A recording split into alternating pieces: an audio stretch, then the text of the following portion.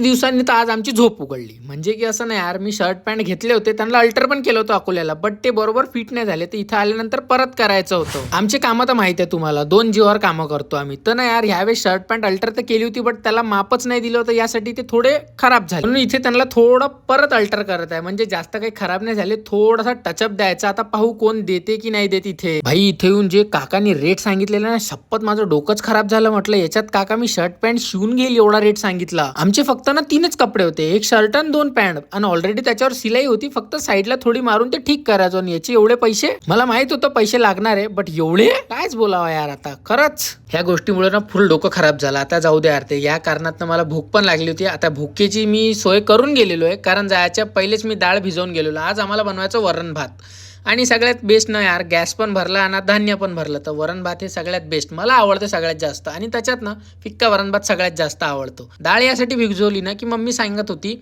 की भिजवलेली डाळ ना लवकर शिजते. जसे 2 शिट्ट्यात माझी डाळ पण झाली. आता हिला देऊया मस्तपैकी तडका. तडक्यामध्ये तिखट वगैरे नाही, नॉर्मल जिरा मोहरीचा, जो मला आवडतो.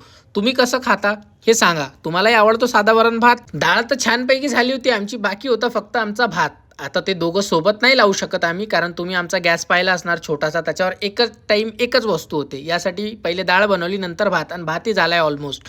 मस्त गरम गरम भात वाढला आणि बसलोय आम्ही जेवायला. आजचा दिवस ना ह्या कपड्यांच्या गुंथळ्यात आणि थोडं काही वेगळ्या कामांच्या गुंथळ्यातच गेलेला आहे. आणि जेवण बनवायला ना मला इथं आल्यानंतर मी शिकलो म्हणा. पहिले मला काहीच यायचं नाही, मी किचनमध्ये उभा सुद्धा नाही राहायचो. बट ते ना की तुम्ही बाहेर गावी गेले तर सगळं शिकतात. बट ते जाऊ द्या, चला भेटूया उद्या. Bye bye.